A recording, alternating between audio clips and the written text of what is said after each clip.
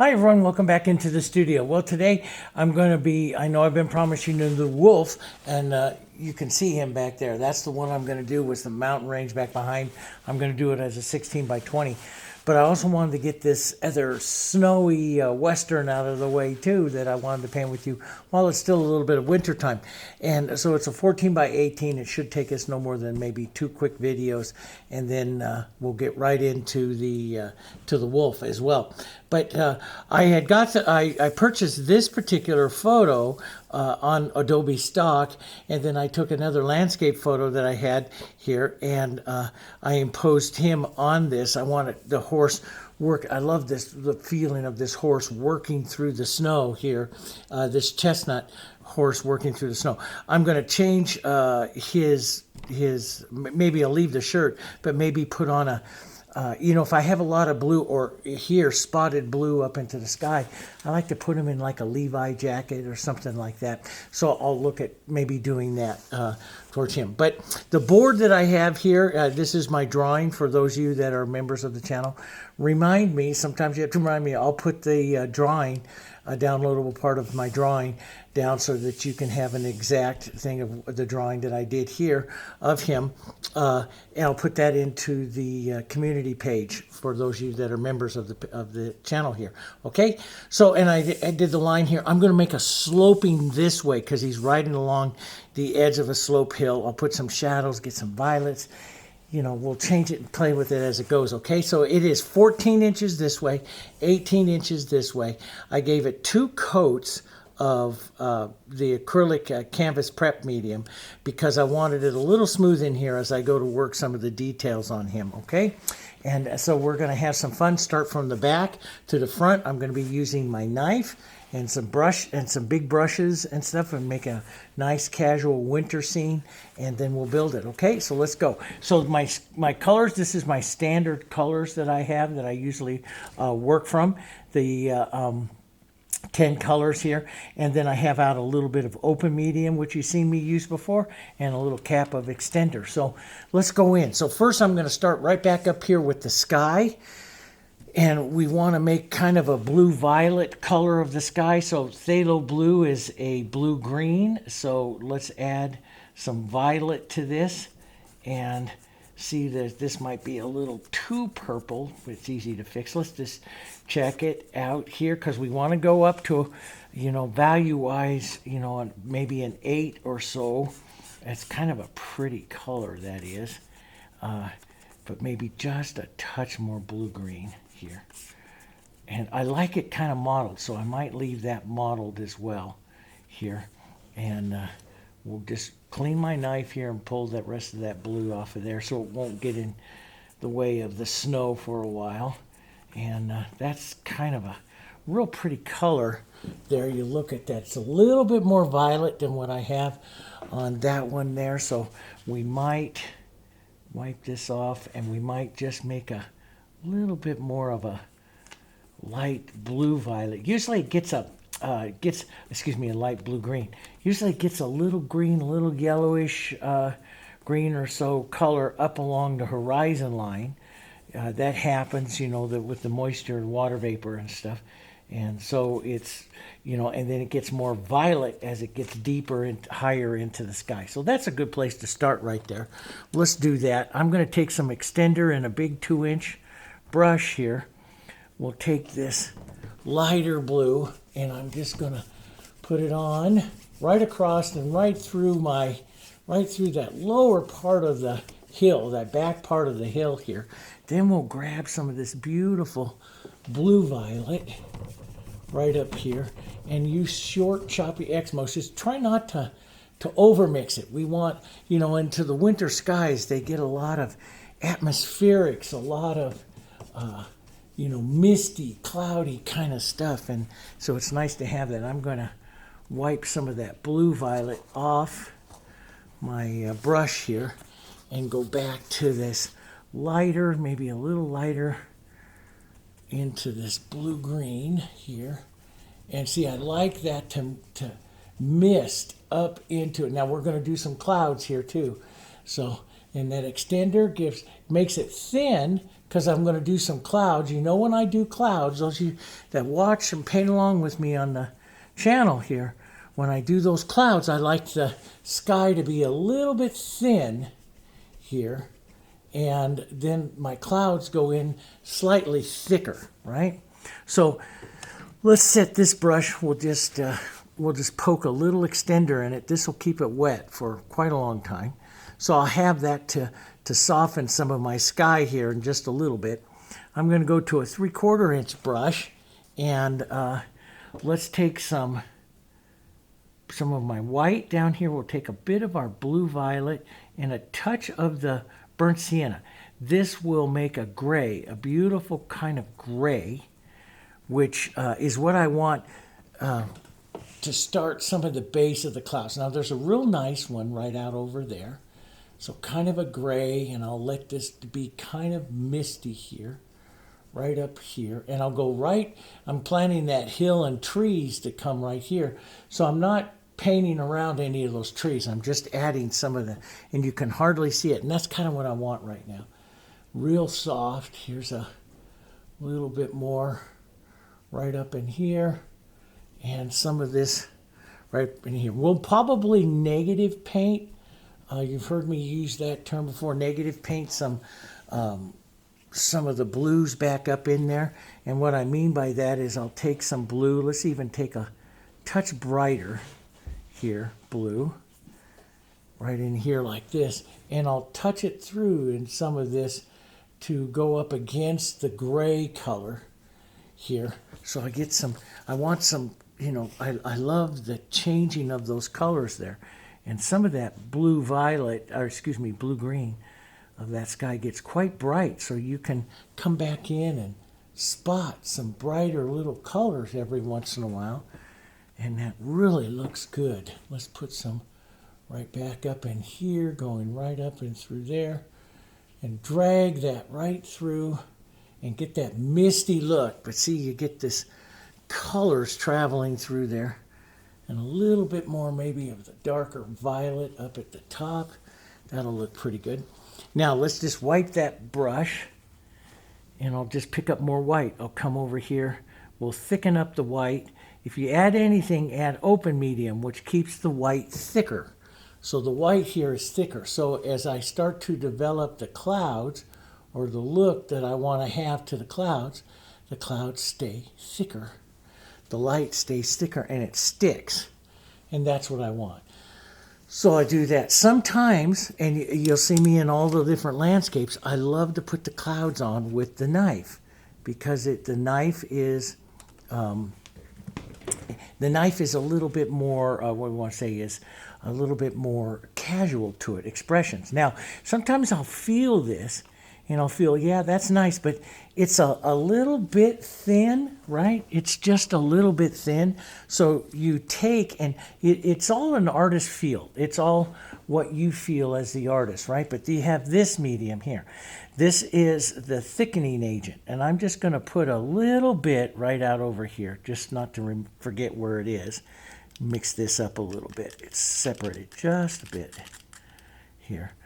It doesn't hurt it, but it just makes it. And I'll just use what is here on my knife here first, right into here, and start to whip this up here. And let's just grab a little bit here. And this you can see immediately here. See, now it's thickening up this paint. So if if you're doing a painting and I got just a touch too much of it, that's really thick. So it just takes the tiniest little bit. So if I really want to make a cloud pop off, I make the actual cloud a little heavier. Does that make sense? And so I'm going to add a little more white here. So this is a little bit thicker. And you can add some extender to this or open medium to get until you get the feel. And see, I like that right about there. It's about like toothpaste. That's where I like it, right about there. I'll whip it up a little bit, okay?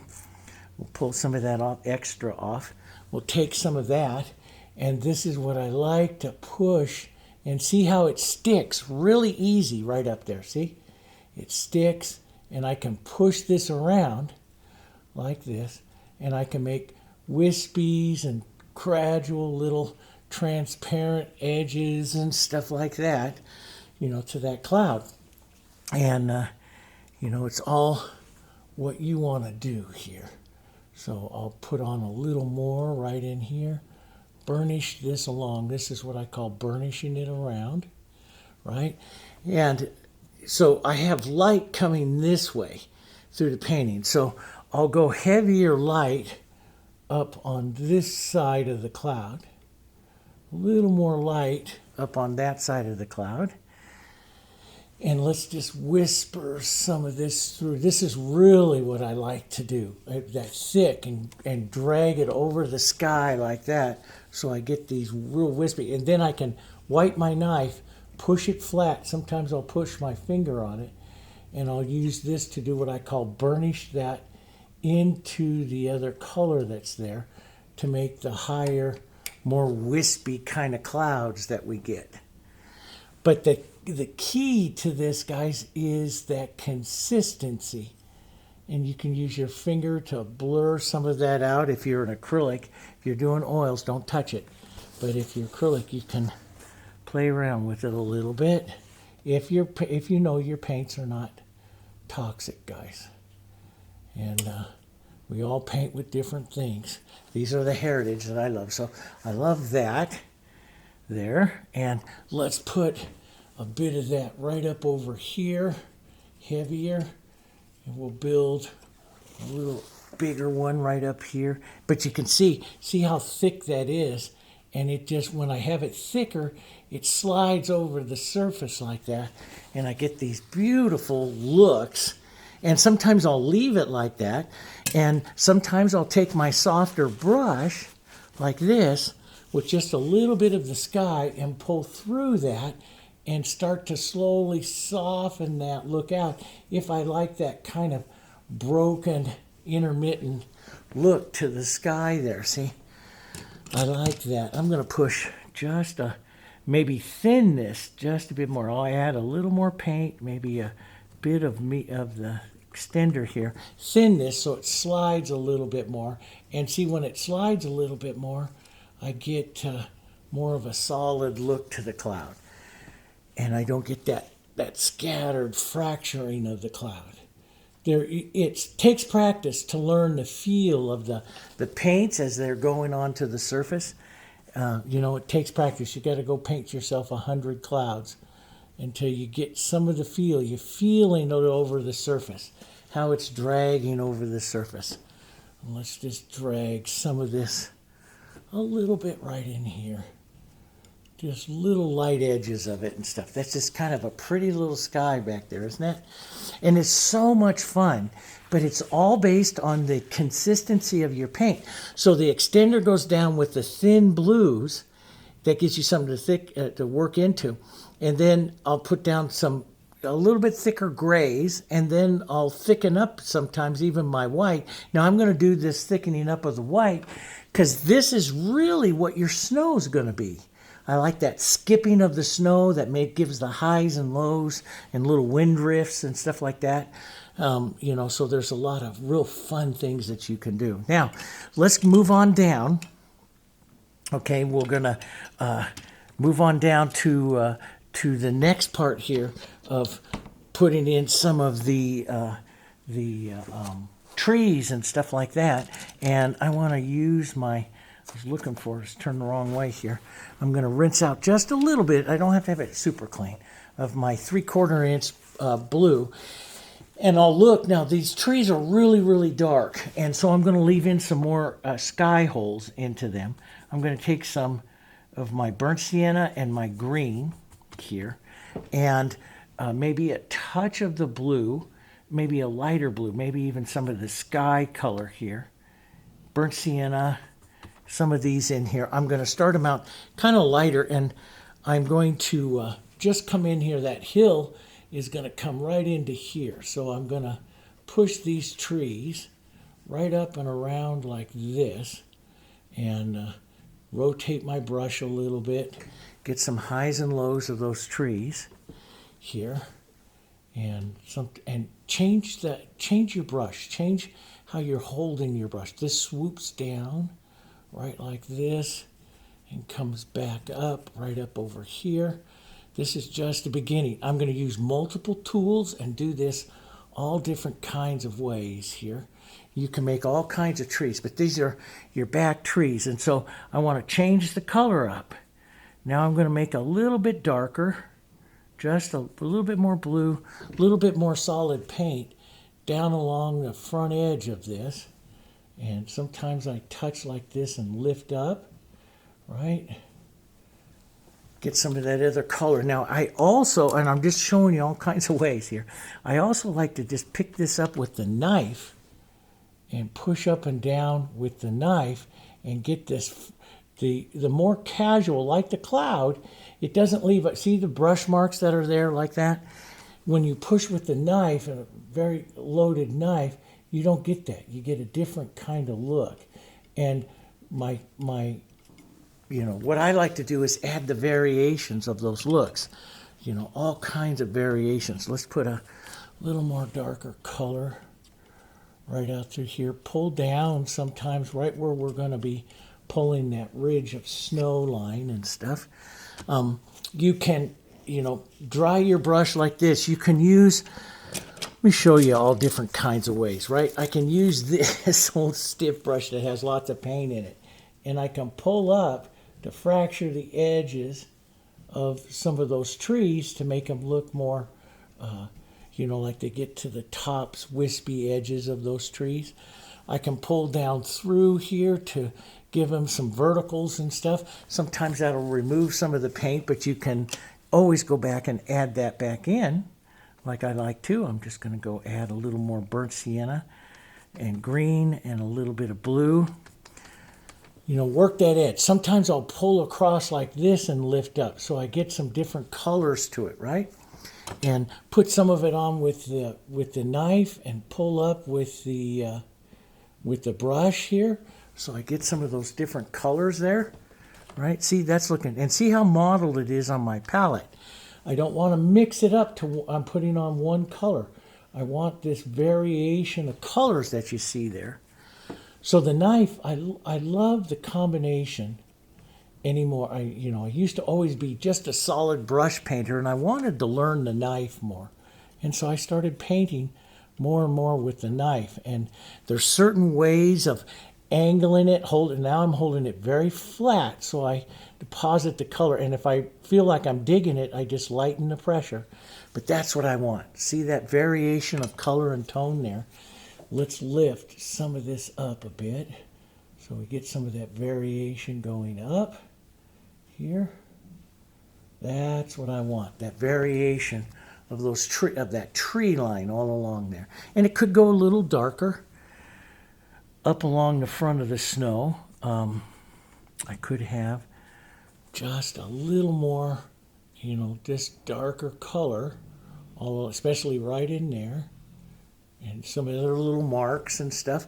But I want to be careful not to make, just all vertical marks. You can make some horizontals, which help, give you some of the different movements. Remember, everything we do is verticals and horizontals. You can come in there and, do a little bit more, but I kind of like the way that's looking. Some of those edges and stuff that I have there, I kind of like that. And you can do this. Let me show you this. I'll pinch wipe most of that moisture out of this brush, and you can pull along like this to blur some of those back edges and stuff here, so that it becomes even softer yet. Like there's just top lines there. If you get something you don't like, you can just you push like this. Push, make sure your finger's clean. Push like this and pull down. See how it destroys the edge and pulls the cloud down.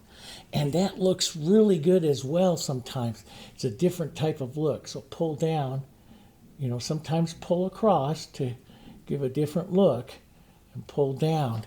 If you're using oils and stuff, you got to use a different brush. Like a nice dry brush works really well too. But this will pull down. Now I had a dirty finger and touched that.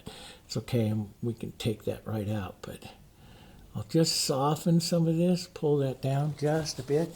I like that kind of unevenness. Now, you can put some snow up and along in there too if you want.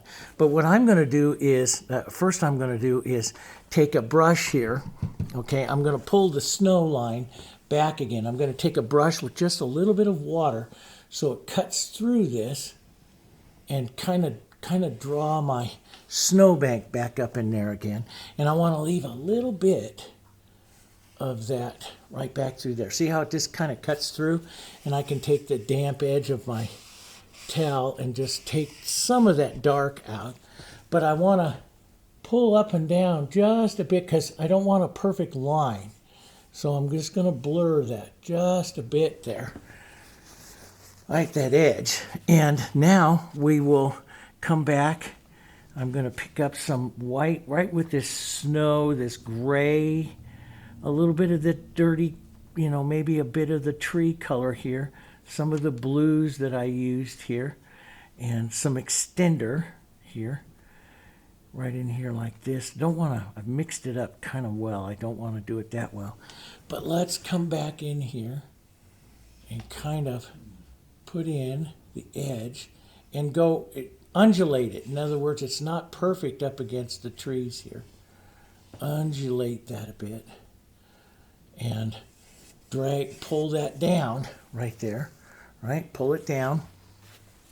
And let's pick up a little bit more, maybe some more light. Now, the light's coming this way. It means it's going to hit this side of the hill, which I want it to do.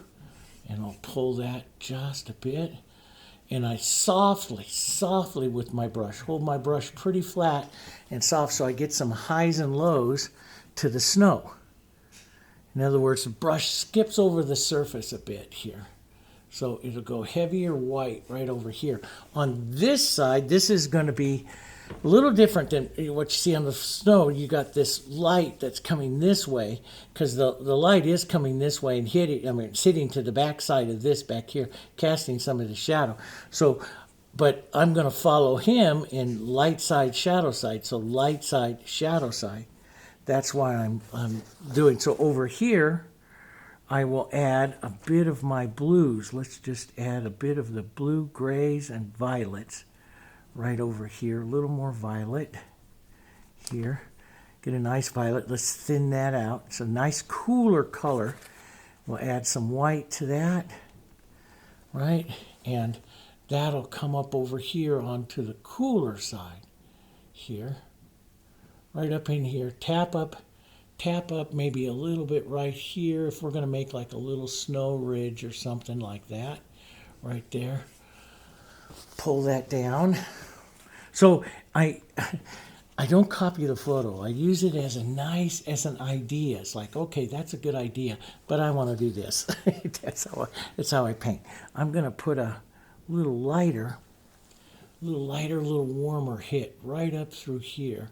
And I might drag this further down the hill when I get done so that his head pops up against that. I'll plan that later on here. Because we got a long ways to go in this. But I'm going to pull some light down this side so we get a bit of a light hit here. Up into the tree line a bit. Undulate some of your lights and shadows there. And it makes a prettier line. I don't like this being so straight and so sharp. So I'm going to undulate it and let it disappear up in here. So I'll start right up in here like this and pull the snow down to create that little hill and then blur the edge off a bit there so it disappears up into the hill. Does that make sense? And that's the way I like to paint it. And hopefully you guys like that as well, to see a bit of that. Right there. So I like the undulation of the warms and cools that you see back there. We'll pick up a little more light. We wanted to hit a little more light maybe by his head right here so that his darker hat will come off of that. Blur that down. Blur that edge. So I'm not making that sharp edge that you see here. I'm making a more wispy edge that you see right there, right? And And I think, you know, after doing that and looking at, I think if I come back here, wipe my brush, let's put a little bit of extender. I don't want to have too much water in my brush because it's the solvent. I'm going to come back into here, that's area that's starting to tack up, and just show you. Put a little bit of the gray and the white. I'm going to build this cloud a little bit more because I want it to have a bit more power right here, right off like that. And you can see I can build that in, take that down and let it just disappear right in there like that. And, you know, they're very wispy, so I can whisper that edge a bit more right in here. Pull that through, but I like a little bit more light right there as it plays against that tree line there. So I'll just drag some of that lightly through. A little more light. Let's blur that in a bit. See, it's still wet because the extender will stay wet. You know, it won't stay wet forever. It's acrylic, but it does give you quite a bit of working time. Let's build that up in here again, right up in here. So we have a couple clouds that are a little bit more right there like that. That's kind of pretty. And I like that distance that's there. I like that. And let's pull some of this up and down a bit, you know, create some of that, maybe a few horizontals. That just helps, you know, that light cloud sitting back behind some of the trees there just creates some more distance. That's good. Isn't that kind of fun? It's all, and everything that I do here, guys, it's the light against the dark, warm against the cool, and the most, really, what's really important is the consistencies. Watch the consistencies. Your snow, your white snow has to be, like if I want my white snow to stick even more here, it has to be a little bit thicker, right? Now I'm going to gray this, cool this just a little bit right here to create the shadow for that hill that's coming right in there. So, and we'll go right around his hat. Make sure we're pulling the shadow line here, right? A little smoother. Yeah, so the next line of snow will show up a bit more. Maybe I can get away with it. You don't always know, but let's just try to get away with a bigger pull of this angle of this snow, because this pull, by pulling that, you see me all the time say, don't make big long pulls. Well, sometimes when I'm making a long pull of a snowbank or side of the hill, I'll pull a little longer than what I do in other things. Hold the brush more flat. You hold the brush more flat if you want to lay paint on thicker. See how it lays paint on thicker? Right? And I'll just whisper some of that through. I like these little highs and lows because that makes it look like little lights and shadows of the snow. Let's put just a mark right here because it's kind of climbing up again. Letting that go right back behind the hill. See, so we create a light and shadow and light, you know. So we have a light and a shadow. Let's push this a little bit more into shadow there. Maybe up like that and just kind of leave that little mark. I like that. You can come back with your finger and leave little stutter marks that makes it look like little ridges in the snow, right? Okay, so that's got that. Let's come back and we'll put on some thinner, cool snow that we'll paint warmer colors into. We'll just kind of go around him a bit. This is my grade violet and a little bit of extender here. Just pulling the snow further down. Some nice sky colors almost, right? We'll do some light colors in just a second. Right up by. I usually paint into them just a bit. Like there I went completely over his hand. But you know, one of the reasons why I do paint around a little bit, it's called block painting. I'll paint around. Sometimes you see me where I don't. I paint right over it, and sometimes I do. I want to see him as he's going to go up right against the snow. I want him to really advance in the painting, which means I got to keep a pretty clean edge to him if I want him to really advance in the painting, right? Now, on this side, there's a lot of dark, and the question is, do I go back and push some of that dark, those bushes and stuff in there? Let's put a little bit in there for right now. Some dark greens, a little bit of blue, Maybe a touch of violet because it cools it down just a bit, right? And let's just add some of that bushes and marks here. So I'll do it this way. I'll leave that little light there. I like that. And then we'll pull some of this around. This is just going to be other bushes and stuff, right? And I like to do them all kinds of ways. So I'll pull some of this in with my knife. So I got some nice horizontals and marks there. I want to get some verticals in here and create that mark and pull some of that down. See, I wipe my knife here. I'll pull that white right down into that, and I can go back and reset that light if I want to. Pulling it right down, leave that little edge of light, goes right up against these other bushes and stuff, some snow and stuff coming through there, little bushes and stuff coming through the snow, right? And of course on the photo it's really quite dark. It's sitting in shadow because light's coming from the other side, so it's sitting in shadow. But mine would actually be hitting the light here a little bit, so maybe not quite so dark, but we can put in some of this variation. See the variations of the colors, browns, greens, blues, and see it on my palette here, all modeled up. That's what I'm looking for. All modeled up here. Boom, right like that, right? That looks pretty good. And I can drag through. Let's take this brush. Let's pull down, and create some more verticals. Let's create some sliding horizontals here, right? You just want to tap it around a little bit, create some broken lines and edges there that makes it all broken, and you know, maybe some marks of it right up through here. You've got some bushes and stuff. See, I just turn the brush on its edge and poke that up, and it looks like little bushes and stuff, right? And keep those around right there. Maybe so I don't look like the guy's cutting it right in half, we'll push an edge right in there. Just, he's riding along that. I like that a lot. I think what I'm going to do is take a heavier little bit of white, maybe on this side right through here, and pull that down to create a little bit more of this edge.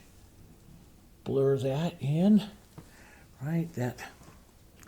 And so it's just kind of like, where do you want to see the snow, the edges and stuff of the snow? He's going to have quite a bit, but I want some of this color. I'm doing it with a dirty brush here, so I get some of this color back in there. If that makes sense. Back into those, into the snow, so it looks like further away, little bushes and stuff. And we'll just tap some of that right there. That's pretty good. So it doesn't look too much like that, other than it's a hill. But see, that's what I like to do. So I use this just for ideas. Like we can put some of those trees up there. That might be kind of fun. And if you want to put the tree up there, grab some of your blues, burnt siennas, and stuff like this. And so if I like to keep the paint a little thick. I do really thin paint if I want to, so a little extender if I want to the paint to flow really nice. So I do that, but we could, like right here, let's go right here. We can just use the edge of our knife, and you'll see me push it and pull it and stuff like this to get that edge. And see, and I push and rotate it so you get a little bit of the light, and all of a sudden that becomes like maybe snow has hit it just a bit. And then if I want to widen it out, I can touch with the knife right here, especially if the paint's a little thinner, and it'll draw a little wider, and then you can push into it to push it into place like that, so you can get some ideas here. Now, for like the tree parts up there, sometimes I like to use, this is an old, I spanned out little bristle here, and I will like push on little ideas of the bristle here to create the little branches and stuff here, little blurry edges of them, right? And just little light marks here like that. And we could have a little bit more heavy down through here, just little ideas of it there. Gives the idea of it. So we might take some of this, and so he's not a lonely little tree, add some ideas of some other ones there. Broken little edges here, up like this, few of them coming maybe right up through here. We'll push one. I like it to break across the cloud a bit, right? And just kind of more.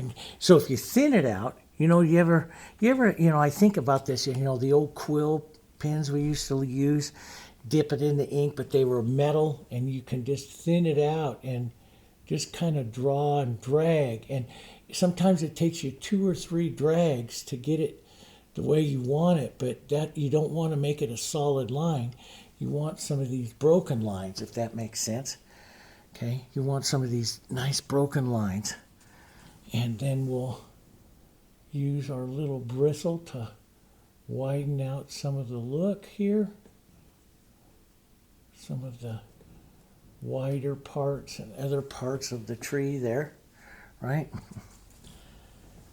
All different kinds of ways. This is the way I'm doing them this year. I'll turn around and do it slightly different in a different time. I'll blur it out if I want to, make it look a little thicker. Like this might be a little bit too much, so I'll put a few more little lines in there and just kind of blur it slightly.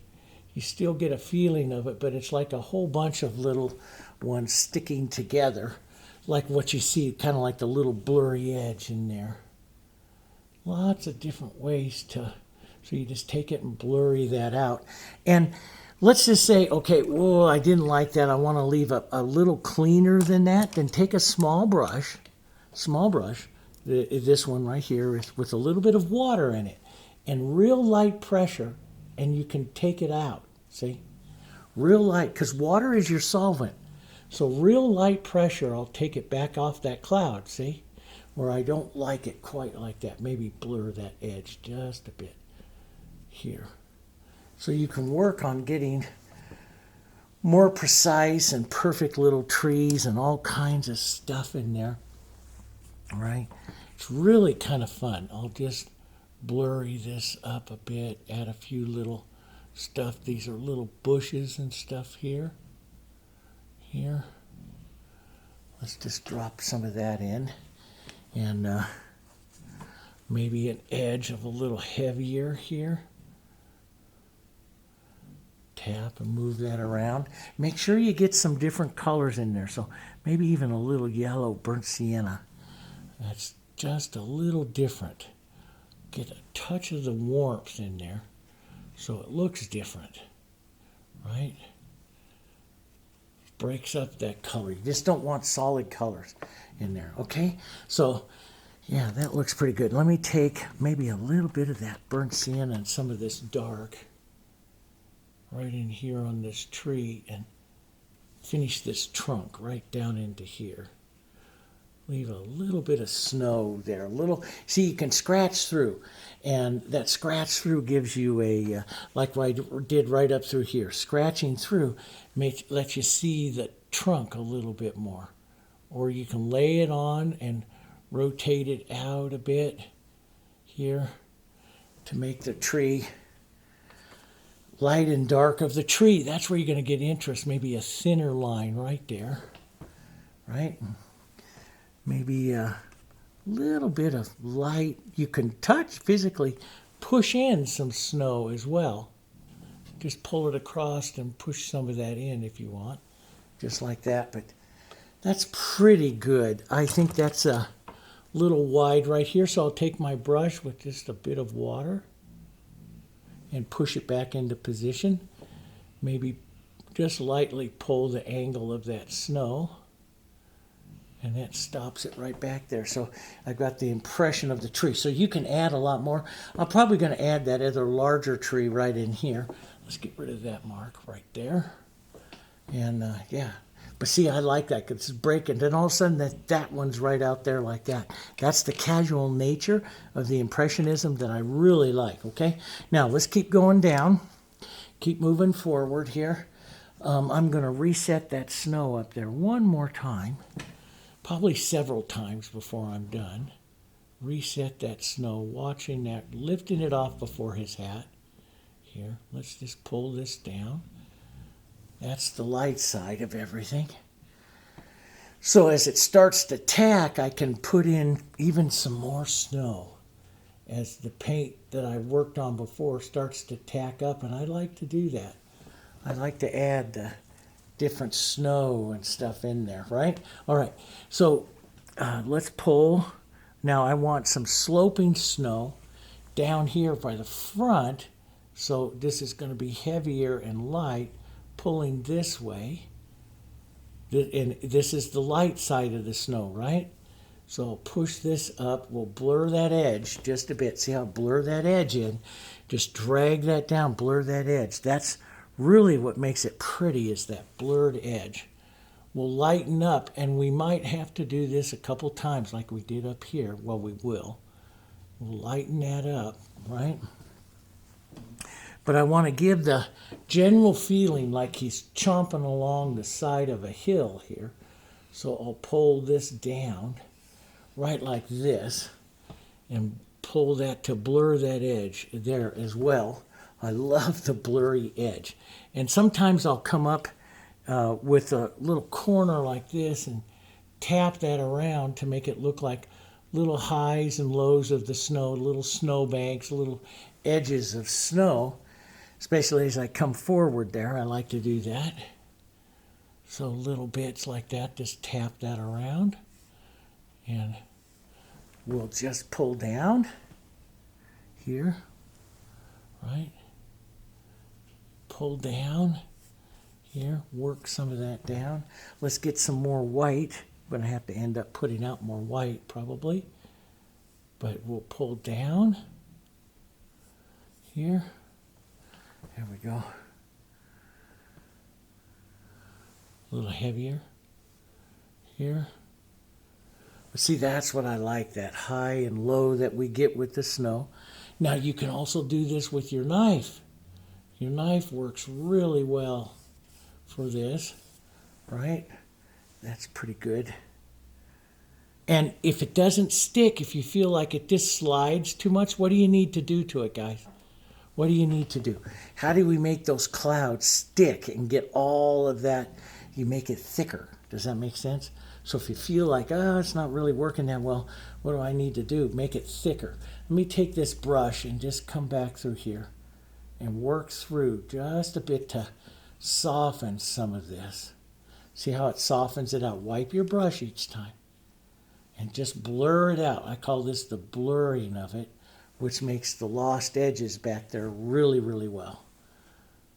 And we'll just blur through. I love the blurriness of the painting. That will make him stand out even more, right? Stand out even more. All right, so I'm going to be doing some more. Let's just real quickly, I'll just use a little extender, some of my dirty blues here. Let's take a little blue here, a little burnt sienna, and a little bit of violet here, and yeah, a little more violet, and maybe that's a nice gray, but I need to have it a little bit more violet. So a little more blue, a little more violet, and I'm almost out of white here, but I'm going to add some more white out here. Oops, a little stuck there. Let's see if we can come out here with a little more white. You'll use a lot of white on this painting. When we go to do the horse, the chestnut, you'll use a lot of burnt sienna. So let's get this over up about an 8 or so. 7 or an 8. Blue violet here. Light blue violet here. Let's see what that looks like. See, I'm looking for some of these colors that you see down into the shadow. So maybe a little lighter and just a touch more blue. Some extender. And I'll model this all together right up here. And this is going to be the shadow, basically the shadow. I like to put some of this stuff on so that I can start seeing the guy. And because good violets come forward, right? But I can see him starting to come, lifting off this surface here. So that works. Let's thin this out even more. Thin it out. Some extender. And just lightly cover up some of this. So you get some nice highs and lows. Maybe over the horse a little bit. And you can always wipe down. Wipe around so you can still see your drawing. Wipe it with a paper towel. Wipe it with a wet paper towel so you move color a little bit. And I want most of it pulling down this way as sloping down. Does that make sense? Okay, now let's just rinse some of that out. And up over on this side, I'll just do this right now because it's there, but I want to paint up over here more choppy like this is, and I'll soften some of those color marks here. But I want to choppy up the snow. I want this horse exactly like the photo that he's kind of chomping through all this snow, which means we're going to go in there specifically and paint some shadows to the snow. But right now we'll push this up and see just by doing this and pushing around the white's a little bit thicker than, because I didn't add any extender to the white. So the white's a little bit thicker. So it gets more of the chompy look here. And I can thicken it up even more if I wanted to, but let's just pull some of this through, right like that. Some of that. See, I like how that sits on top of it. It's the thicker bit of it sitting up on top of it there. That just looks great going through the snow, right? All right. So that's just a good base of it. I want a base here. We've got about 45 minutes or so left on this particular disc. And I've been making DVDs. I made my first DVD, I think it was 23 years ago. And we used to film with the big expensive cameras like we have one right there I'm talking to you on, and use the tape, the cassette tapes, and there was no going back. That cassette tape was going to stop. And now, of course, everything is filmed onto the little SD cards and stuff that you have and stuff. So, I filmed that, but I have to kind of plan it for how long the video is, because the video's too long, you guys go to sleep, but I like videos to sit around an hour and a half. You get, you get a lot done. But you look at that, and I have over here a monitor that tells me how much time I have filmed, how much time I have left, right over here. But I look at it, we're 48 minutes into the painting, and look at everything that we've done here in that 48 minutes. Now, for all you the guys that are beginning, and I'm teaching again to beginners, one of my really good students here, he's on his 11th painting, and he wants to do it really well, and he's probably watching this video too. But it's the number, it's not only the time, but it's the number of paintings and that you do. So it's going to take you a few paintings to be able to get this comfortable with this type of painting system. Does that make sense, guys? Right? But you can do it. Anybody can do it. But see, I've done these kinds of techniques forever and ever, so I'm really comfortable with them. But it does take time. And be easy on yourself. It takes time. But it doesn't mean, it's like I tell Jesse all the time, and Jesse, you should be watching this video. It's like I tell him all the time, you're along the way, you're going to paint a lot of really nice paintings, and, I just always look at it like, where am I going to be in another 10 years in my art, and where you're going to go. Okay, so now we're going to come into the chestnut. And so I'm going to find a medium tone to this chestnut. And the chestnut is it's basically a burnt sienna. It's kind of an orangey color burnt sienna, but we're going to tone the burnt sienna with a little bit of green. This is the way I make a lot of my elks. The greens and blues will start making the burnt sienna more more of a brown. The blue will make it really brown really fast. Let me come over here. Let me just wipe this down here for a second. I'll show you. So if I took some of my burnt sienna and if I added the blue here, which will be great for shadows, it'll go brown really, really fast. Does that make sense? And so we can control that brown. Over here, it gets a little bit more of a golden color, and that's coming from, what is green? Green is blue and yellow, and the burnt sienna is really a toned orange, which is red and yellow. So it's really heavy on the yellow, and it has just a little bit of blue. Blue is what makes it brown. So the burnt sienna here, with a little bit of the green in it, which has just a little bit of blue, is what gives you this kind of golden chestnut color. And you can add a little bit of yellow to really get that particular tone of him. And so when you look at that, see, that's him. That's going to be him. And so that's going to be that tone right over in there. Does that make sense? Maybe a touch more yellow. And maybe I want this just a touch lighter. Sometimes I'll just add some of the sky color that I just did there. And look at that. I'm just going to go right through this bit of him here. And we'll push that on as a nice light, right? But I'm going to want some variation to that. I always like variation. So a little bit of burnt sienna and a little bit of my brown here as I come down this side and here. You know, as I work that right down here. And boom, that'll go right down in there. Maybe a little bit more burnt sienna and blue here. It just takes a little bit of blue. Sometimes just a touch of violet too. It's real pretty. But we'll get to that deeper tone right down in here. That nice, beautiful, rich, brownish tone that we'll see over here. So I'm just going to kind of block him in. We call this block painting. Kind of block in some of the main areas here. We'll warm this up, yellow it up a bit as I come out of here. We'll warm it up.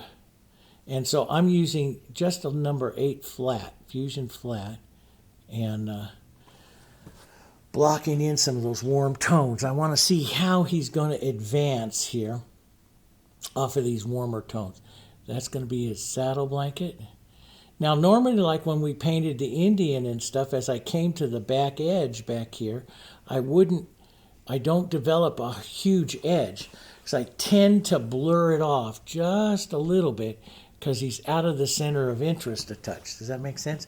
And so it doesn't make a harsh edge. If you get a harsh edge over here, this is an artist's choice because he is so far forward in the painting. Having an artist edge, a nice found edge, we call this a found edge as opposed to a lost edge that you're seeing up there. So that's just going to help pull the horse forward. That's an artist's choice. That's your choice. You know, it's how much you leave is how much farther forward this horse is going to become. Let's go just a little bit more. Nice dark brownish chestnut here for up and along his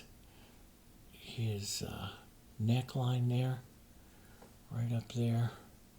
I just love how this horse is working through here. Let's keep this darker right up underneath its jawline and down. We'll go ahead and put some of those other parts of the saddle on, that strap and chest strap and stuff, but we'll push that in. Let's go back to some of our chestnutty colors here. Too much green. Sometimes you can add a little red and some of these other yellows to change up some of that color, right? Make it all a little different. That's what's going to make him beautiful. Is there's 1,000 ways to pull these tones, right? That's what we're going to look at. Let's just pull some of this dark down through there just to break that up a bit. I like brush marks and movements. We've got to put in all his musculature there. I'm going to go a little bit lighter here. A little more burnt sienna here. their big shoulder muscle here. I always like to make sure I bring that out. You know, I really like to bring that out. Let's just get a little bit more, a little bit of red maybe into that, touch of green here. Really bring that out. A little more light here. Yeah, make sure we get that nice and light. And up this side, really builds that leg. And then we'll darken it down just a touch as we go into this leg here. Right here. And then we're going to let part of this leg be covered up by the kicking up of this snow. I love that little touch of reddish tone coming out in there. That came out by accident, and we just might leave it here. So we'll push some of that right in there. See, I love the warm and cool of him on this horse. He's got a lot more light and dark, and as we get dark, that will really, really push his lights lighter, but we'll get there. On the light side here, right, the light's coming in kind of like this, but this head is rocked back, so let's just put in that nice shape of his ear. And this one, kind of careful, Dave, so I don't have to redraw it again. Right up to his edge there. And right down, and I'm going to want real clean lines right along his head, his working part. He has such a great working expression to his face here. As a matter of fact, when I showed him to my wife, Martha, and I said, "What do you think of him?" And she goes, "I love how he is working through the snow." And I said, "Yeah, I mean, she's the horsey person. She introduced me to horses and I just fell in love with them and been owning them all my life. Right now is the only time I don't have a horse. But love them. Let's just work that in, soften that expression right now. Here, we'll paint the planes here of his face and stuff. We'll get that all in there. Let's put just in that little jaw there. We'll drop that in just for right now. And yeah, that looks good. Let's go back to just some light here for a second and just brush that through. That's where we're going to push the... I'll just take some blue and a little bit of burnt sienna right on the corner of my brush here. And I'm just going to give the impression, not a round dot, just the impression of the area of his eye. I always like to give them an eye pretty soon in the painting. Yeah. Not a round dot, Dave. Push into that a bit. Yeah, I'm going to love this painting. This will probably be one I keep.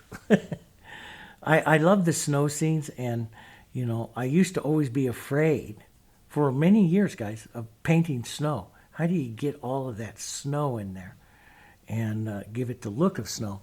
Now it's something I just love to paint, and I paint it easy. And you know how I did that?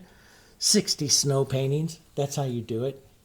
You know, sometimes, guys, and be honest with you, you know, artist to artist here, sometimes we expect that you can watch a video and paint it immediately, you know, and the difference is, and they go, oh, you know, I get some people that actually write complaints to me that my techniques are too hard. Well, you have 100 different levels of artists out there, you know, who am I painting for?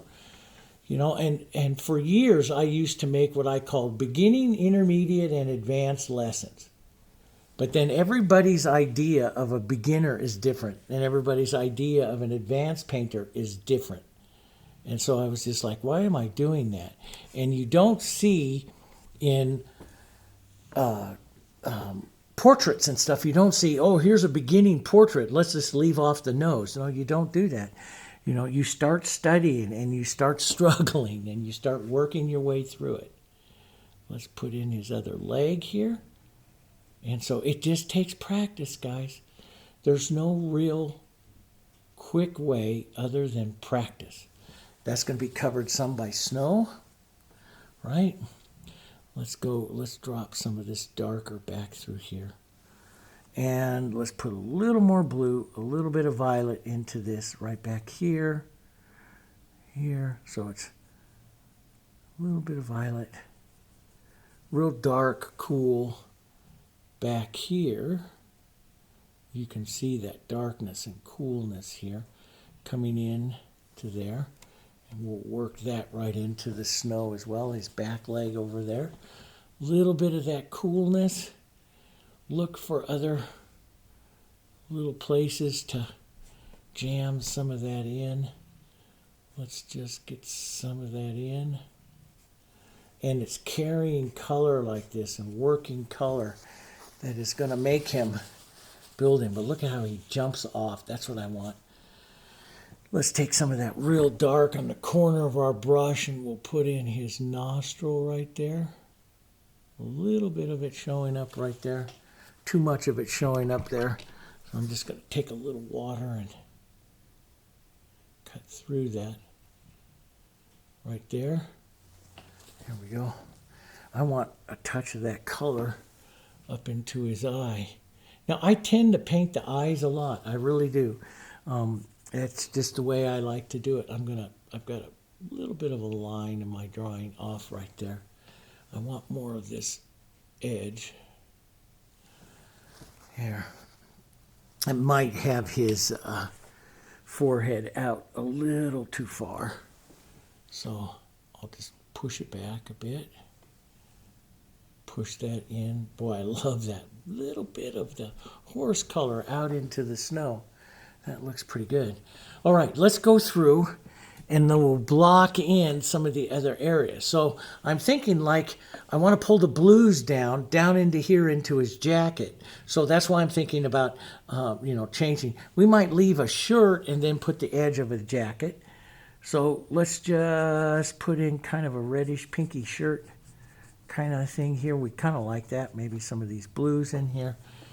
We'll give just kind of the idea of it. And then we'll let that, let's go lighter. We'll let that contrast up against the jacket we're going to give him. Right? So we'll give him a little collar of this shirt. Color. Kind of like what you see there. That'll allow us to paint some of him like that. Maybe an edge of that color shows up onto the sleeves. And here I kind of wiped it all out, so I end up redrawing that again. Let's let's get our blue violet for our kind of Levi jacket here. Here, blue. And kind of the lighter color here, and then of course it's going to take a lot of painting here of that. Let's push this over a little. I like to base it in model blue, violet, blue, green, right? Here we'll just kind of pop that in here, and probably lighter in color, at least mine is. But we'll leave it right now. We'll do all that art thing here. I want the edges of this area here to be very much found. In other words, nice edges, not destroyed too much, so that he advances off of that surface. Right? So, right up through here. There we go. Yeah, it needs to go a touch lighter. I'm a little bit dark. But we'll get this. This is just the blocking in, right? There we go. But see, that's going to carry a nice color from the sky right on down. Get a little bit of this blue right in there. Long ways to go with that, but at least we'll get the kind of the idea. Let's maybe dirty that up with some burnt sienna, which is one of the ways in which you've seen me paint Levi type jackets before. I do like to put in some dirty colors of the burnt siennas and stuff in there, model those in, especially into some of the shadows and across and away there. We got shadow that's going to pull right along the bottom side here, right? Just kind of, just enough here to get the idea of that. A little bit darker here.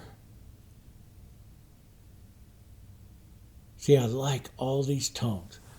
So, you know, like I like this real dark, maybe a touch of violet into that, right? And I like the jackets and my center of interest to carry a lot of different tones. So I end up painting them several times in the painting there till I get the looks and stuff that I like. So let's just take this violet that I have here. We'll dirty it, a little bit of burnt sienna. That dirties it, grays it, tones it, right? Makes it not quite so bright. Let's just, and we'll add a bit of that. Let's lighten that up a bit. So now I've got a really nice base here in which to start painting the jacket, I think. But still needs a few more little colors and dots, and just kind of push those colors around a bit. See, I like it's just like in through here. See where I push it around a bit, guys? It's starting to tack just a bit, and I'll push it around, and I'm looking for some of those tones, just like I push a color around in there, right? And we'll go more to the brighter violet, but darker here for where his blue jeans are.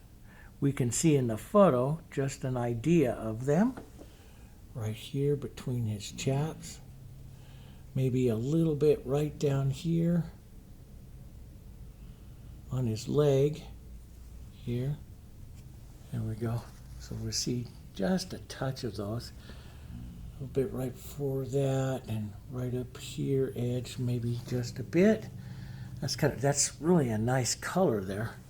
Let's put just a mark or two of that in this jacket. You can tell I like these to carry a lot of these colors. That's going to be nice. Okay, and let's clean that brush a little bit. I'm going to go over to the warmer colors, burnt sienna. And see, I'll just put it right into here where I have some of my others. You know, there's some artists that are like super, super clean. And I really do appreciate that. And you'll watch some of them, especially wildlife painters and stuff. They're super clean with these colors. They'll mix out on a glass palette. They'll tear it off. I mean, clean it off quite a bit. I was a big, huge fan, and I miss his education so much. John Howard Sandham. And he painted on the glass, and he cleaned his glass off every time. And I've showed you how to do all that stuff. And you stay super clean with it. And what you do is every tone that you put in there is very, very thoughtful that you're putting it in. I like to paint a little more casual and let some of these other colors just come off. It is still, it's, to me, it's just as beautiful, but it's different, okay? It's a different way of looking at it. But so I'll come in here and I'll just let some of this mix up a little bit. Doesn't bother me, because I can still take that over to a tone. So a little burnt sienna, some yellow, maybe a little Diarylide Yellow. There's the top part of his chaps here that kind of has this color in it. And maybe right along the edge there for his belt, which will just give the impression of maybe a bit of this right down in there. And we'll just take some of these blues and stuff and just kind of let them, you know, move in together there like that a bit. But I want to I love that motion that's right there on the chaps, and so I want to make sure I capture that with that. Now let's yellow up a bit more because his chaps are a bit more yellow, a bit more tan. So you know, you get this over to a tan with a touch of green. Burnt sienna and green make your tan colors. Does that make sense? So if you see a lot of lighter tan, orange kind of colors, it's the burnt sienna, green, and yellow. Right? That's what also paints the elk that we do a lot of. So I'm going to come down. I'm going to extend his chaps just a little bit further down below their knee. I don't like those that only go to the knee and flare out. I had a pair like that, and I felt like I was wearing, you know, a small dress as opposed to the chaps. So I like the longer chaps that as you're walking they're flopping and stuff like that. That's what I ended up getting to ride mine. So we got a little more burnt sienna right up here on this angled mark here, and boom. There we go. But I want to see how I'm working the colors a little bit, so I'll get some of that. Let's take some of that burnt sienna, a little bit of green, slightly different. Let's go right down here. Little green, little burnt sienna, even hit some of that red. But I'm watching the tone. I want more of a darker, kind of browner tone. And I'll push this onto the shadow side of this chaps right there. And you can look for the shadow creases, like which would happen right here as his legs coming out of there. We'll add all of this in the next video, okay? We'll come in and work this cowboy pretty good, you know, in the next video. Let's just lighten this up right now with, come right up here, a little more yellow oxide and white. Right into it, we get a nice light tan that we'll use for his, we'll just put an idea of his gloves and stuff here for right now, right? And now I'm going to go to, so that was my 8, I think, here. I'm going to go down to a smaller brush, maybe something along the line of my 4. And let's get a little brighter yellow into some of this. Maybe a touch, it looks just a little bit orangey. So we'll put in the front of the saddle here. We'll paint this up even more. Not to worry. This is blocking, right? This is blocking. And we'll dirty this up a bit. Brown it up a bit. Right? And maybe get the lower edge of the saddle here. Just put down some marks for his stirrups here. And we'll divide this all up and paint up all this. I'll show you some different ways we're going to do that. But just create some movement, some tone of color and some movement there. Maybe a bit of the burnt sienna and blue, which makes it dark. And so it's sometimes with the paintings you can just do like a little out, almost like outline, shadow outlining, just to help it stay, you know, so you can preserve your drawing and still see the areas, you know, so I'll do that. We'll go up here. Let's lighten this all up here, and we'll put in the saddle blanket here. Nice saddle blanket. Horses like that. This will come back here. It's like an Indian blanket. I have a beautiful one. Even though I don't have a horse right now, and I have all of my stuff because someday I want to go back to it. But I'll take a bit of this brown right back up over here to the edge of that saddle. We're going to paint very simplistic on that, but the actual shadow line we can keep to his chaps here just a bit. We'll work that through. Maybe a bit onto the saddle here. I mean, you can break up all of the architecture of the saddle here if you want. I'm going to get very just simplistic because I don't want to, you know, take away from the rest of the painting here. So I'm going to be suggestive, impressionistic of it. I'm not going to be precise with it. I'm going to be impressionistic. But this is what I mean about shadow drawing of it too. To kind of, so I'll take this shadow, dark, or maybe a little violet into that. Real dark, a little shadow. And you have the rising of the saddle right here as it rises above the saddle blanket. And so we'll push that in. You'll see the little mark of that right there. So we'll push that in. And maybe just a little shadow or two, just quick little lines for, and I'll use that maybe right here on his chaps. We're still going to put the lights and darks in there.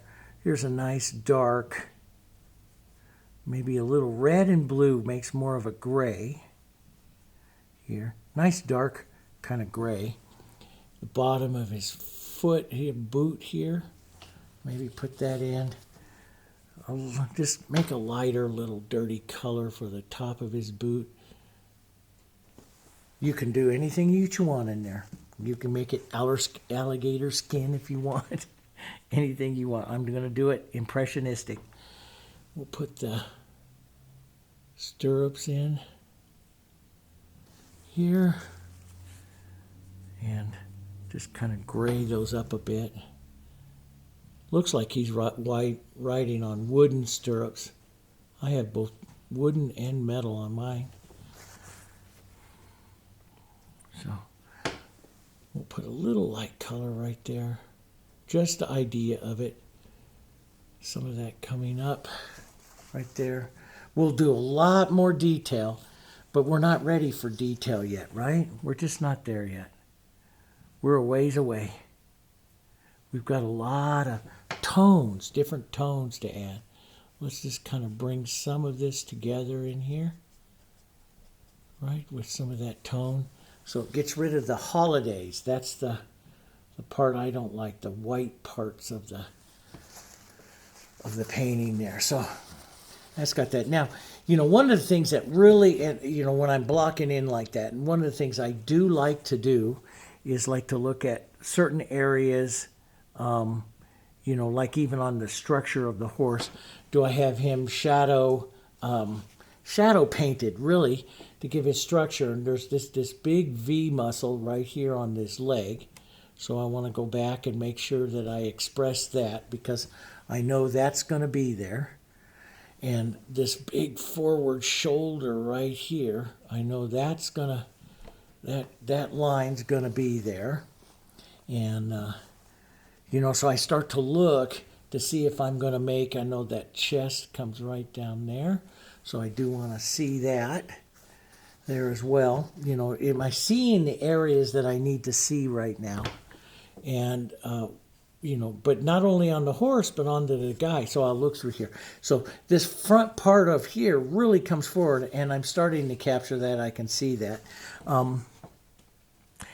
The tail. How come none of you told me I forgot the tail? I forgot the tail. I just noticed that. So I'm looking through this. I'm going to take a little blue, a little burnt sienna, and of course we have the snow to finish here. But this will help me not forget the tail. And that has been known to happen. Okay?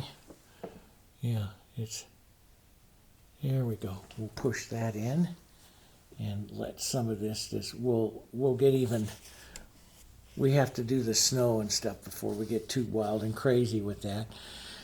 Okay, so right in here, I'm going to take some of these yellows from my chaps and some of these darks. Beautiful colors to carry up here onto his hat. That is going to be, yeah, that's right about the right color. But see, I really want this hat. It's got to have a certain amount of darkness to it because I really want it to advance off of that snow, right? So I'll be a little careful here. We're going to be a little careful painting this hat here. And then a little darker. So more dark here now.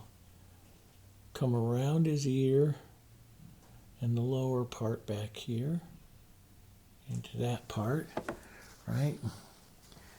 And back up a little bit lighter as we do this front brim. It's bending down. So we'll catch that. And maybe just a whisper down for where his hair is there, right? And we're going to do a very impressionistic face. We'll do that into the next video. We'll do that.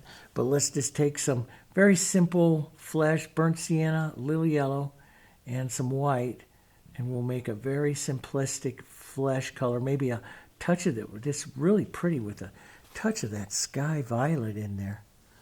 You know, he's a little more pinker than what I'm about to do, but you know, that is, we'll see. We'll see. Maybe we could pink him up with just a little more yellow and red. Red. We'll pink it up. Let's go lighter. You got to remember, acrylic's dry. One value darker, so you know you really want to get it as light, a little lighter than what you paint or what you see, because it's going to dry down, right? It's going to dry down in color, so we'll just toss in his neck. All this should have a little more shadow in it, which is what I should be doing. We'll just go ahead and toss some of that shadow in right now. The back part up here, down his neck, stuff where that shadow's going to be. You can see the light, a real nice light running right across his face, right here. So it just gives me the idea of where the light and dark is. This is nothing that is going to be perfect right now, right? We're not there. We're just blocking in, getting our colors close. You know, it's like I was explaining to some of the my students and stuff here. I was explaining to them, your first go through is to just starting to answer some of the questions. It's not to paint a perfect painting yet. You're nowhere near the ability to do that. Let's put a little more shadow right up underneath there, which helps lift his chin. So that gets that pretty good here. So we'll be able to do some nice structured shadowing and stuff here around here. See, it's like you take the shadow and you're like drawing with the shadow. And that just adds, it just pops out areas and stuff so much. And rather than doing it with a liner brush or anything like that, I like to do it with a small brush. Let's get a little blue, a little violet, and a little burnt sienna, which greens or tones that up. So it's not quite so. Let's just push in a little darker shadow. Now that we have some shadows on the horse and stuff, let's put in some deeper shadows on our guy just to start it out. A little deeper shadow here, right there. But you can see how that, man, you know, I watch him on my monitor. So I have my monitor set up here, shows me the palette, shows me what you guys are looking at, you know, and my front shot that tells me how long I have.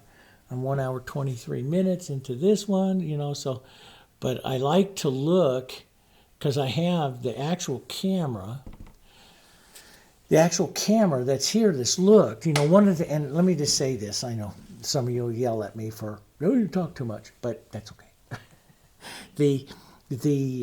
I like to set this camera off, which is back up over there off my corner. It is 7.5 feet away from the surface. And what we're filming is I'm filming looking at the painting here. It's not a close-up. I'm looking at the painting at 7.5 to 8 feet. I like to paint my paintings for the gallery at about viewing at about 7.5, 8 feet away. So I'm looking at it. Now, a lot of times you see the artists get up and get back, or they're standing and they walk back. And you need to do that because that starts to blur all the little edges. And you need to get back and look at that stuff because that is very important to, to your painting, to being able to see your painting and stuff. So, getting back and looking at that is really important, guys. And you don't see me do it because I have my camera right there set to it. So I'm looking at it at 8 feet. And you look up close here and you go, oh my gosh. But you look at it at 8 feet and you go, wow, that looks pretty good. So, but distance is so important about what you do. Distance is so very important about what you do. Let's just take a bit of that dark right back here. Right back on that hat back there. And I have to fix his. Yeah, it looks like he's got a Mr. Spock right there from his. And I have to put in a little bit of that, widen out his face just a bit over there. But we'll get to all that. We'll do all that with the next one. We'll get another video going here. Hopefully you enjoyed this one. This one, I really enjoyed it. I love the impressionistic bit of painting the snow. And it's something that I've worked on for a while. And snow and sand, I use, if I'm painting a beach, I'll use a lot of the same type of techniques, guys. They're really, really a lot of fun. So we got that bit there. Now, I went a little bit wider than I wanted to. So I'll just rinse out my brush, take a little bit of water, and reduce that edge back down.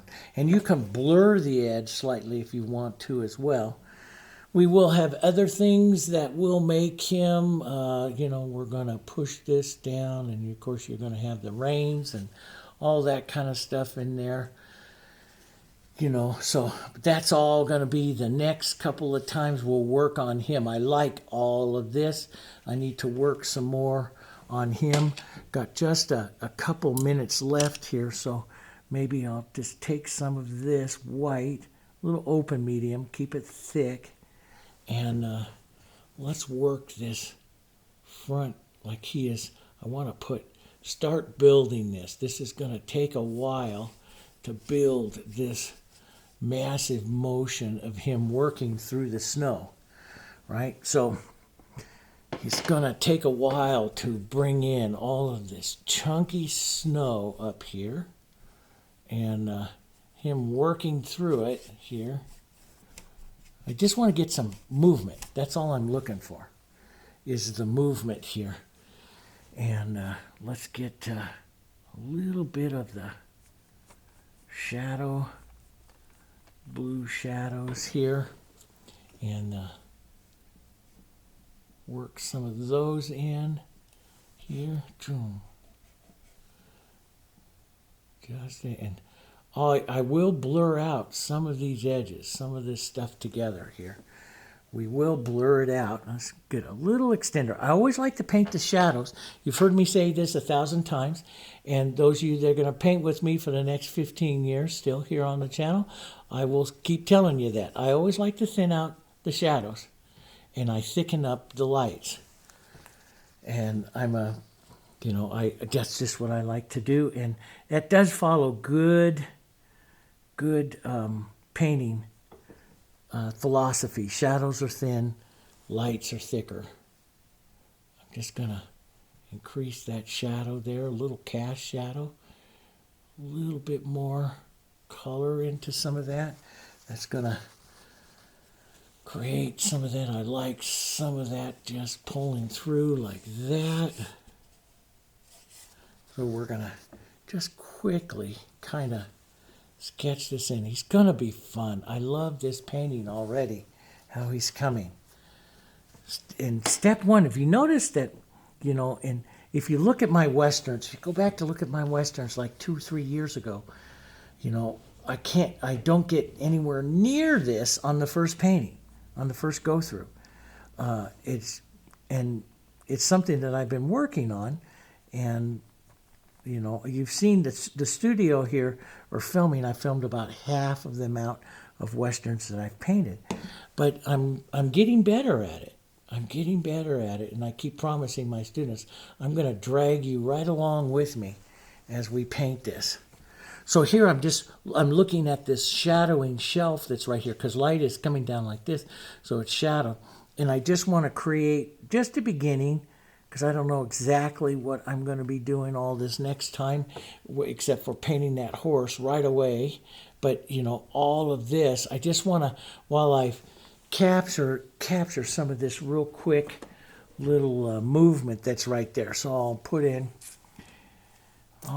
just a little bit more. We're at an hour and a half, you know, and I look at it and it's like, wow, an hour and a half. And a few years ago, man, I'd be like 4 hours into the painting to get this. Now I'm an hour and a half. That happens. You'll notice that as you get more and more, your speed will increase. That will happen. That's just all part of what it is. This thing called art, you know, of what we do, right? And so we'll create all of this other movement here. I like this. You know, this, and creating, boom, some of this chomping through the snow here. And this kind of feeling of chomping through the snow. It's real casual. It's, you know, to do stuff like this, it used to just like, oh my God, how do I do that? And I'd worry about it so much. It's honest, I'm just being truthful with you guys. It is, I'd worry about it, and it's just like, oh, I'm going to screw it up now. But you don't, and that will come with time. Come with time, and you're painting, right? You're practicing. It will come. Don't say you can't do it, because you can. And that will come as we're starting to chomp through the snow now. I'm just putting some of this on so I'll get a good photographic for the step photo here of what it's going to look like here. You're chomping through the snow. And let's just work a bit more of these shadows. But we'll work on it next time, so that gives us a good indication here. Let me put a little bit of light snow right back here. This will, I'm planning for that tail, so I want that tail to expand off of this hill just a bit as well. I want that shadow there, though. Let's just chomp up another little bit of snow right off in here. Like he's come through the snow right there. Here we go. Chomping through. Chomping through the snow. Bring that tail back up in there. A little bit of the light. Almost out of white again. Use a lot of white on snow paintings. Let's just calm that down just a bit. Bring that tail back just a bit. And that's enough for right now. Just chomping right through that. Maybe one more thing. I do love the look of, we can squeeze out a little bit more white here. And I am going to, and I'll do this because I want this like powerful hillside right here, and I don't have it. I can see it a little bit here. Here I just use an airbrush and put some color in, but I want a more powerful right here. I want this powerful line right here. That's what I'm thinking in my mind, because, you know, I've got this powerful horizontal line here. And if I can make a powerful angled vertical line here, I will create a lot of interest to it. So I'm going to go back and just shake this up a minute. And we'll take just a little bit of our thick. So to get more power to it, and we'll go here, go to a little bit more power to it, I'm going to take a bit of the white and my thickener here off to the side. You can see it immediately thicken up. See how it's thickened right up here. So I'll add some of this to it till I get that white a little bit thicker. And I just love that the ability, and so thankful that Derivan created that for us. You know, I put in a request. I said, can we do this? How do we do this? And I said, we have thickening agents that we used to do. Can you just, you know, manufacture a nice thickening agent? And they're like, yeah, sure. That's why I love that company. They do what the artists want. And so I'm going to take that thicker white, and I want that kind of chunky plowed right through in there. See that right there? See that interest that you get right in there from that real thicker paint? Let's just drag some of that right down there. I want this hillside right there like that, and some of that feeling of the snow. Does that make sense? Yeah, that's, and a little bit less, but still some right in there. See that nice granulation, that choppiness that you can get? That's what I want in that snow, right? Like that. And it's so much fun to be able to do that. And as you know, I've been painting for so many years, but so many different things. I was a decorative artist for 30 years almost, and then changed completely, completely how I painted. In 2012, I started to change completely into more Impressionism. And so for the last 10 years, 12 years, I've been painting that. And I'm learning along the way here, and hopefully you will learn, even if you've only been painting 6 months. Like I tell them, I'm going to shorten that 12-year learning span to 6 months. Hopefully you will learn that consistency of the paint in what we do with these techniques is really important. The type of acrylics you use, the consistency of the paint is really, really important. And that's one of the things that we designed the Heritage line to do, is that I can sit there and see, this has been out, okay? Now, this one right here, maybe a little bit of a skin on it, not much, but it's still just very light. So these have been out, they've been out, so I put them out about 15 minutes before I started painting. So it's been out here you know, for almost 2 hours. And like I say, you can mist them and all that kind of stuff. These acrylics are designed to last a lot longer than other acrylics. You can still paint with the other acrylics, you just got to do things different. But yeah, see that power that gives it. So I might add some of these little skip marks. That's what the thick paint does. That's what it did into our clouds and stuff like that. So it's going to be very interesting and stuff, all right? All right, so there's video number 1. Video number 2, we'll come in and really paint this guy. I'm going to paint him up really nice and really bring him forward. I like this, but maybe that other tree right there will come right down here. We'll see. Maybe I just put some bushes or something right in here. I do like overall that entire look of that. So we'll look. That'll give me tonight to look at it and decide, okay? And I'll get this posted up for you guys, and you know, let me know your thoughts and stuff. And then we're going to use some of these techniques when I go do the wolf back there. So, and he's going to be a larger painting, and I want to really paint those beautiful mountains back behind there and do that before we go back to flowers and everything else, okay, with everything else. So anyway, thanks very much for joining me, guys, and we'll get this video up, and I'll get the next one up, and the final one up here in the next day or two. And I'll get the line drawing, the drawing, the traceable for you. If you want to put the guy and the horse up and start some of this painting and paint along with me, you can, okay? All right, guys. Thanks a lot. I'll see you on the next one.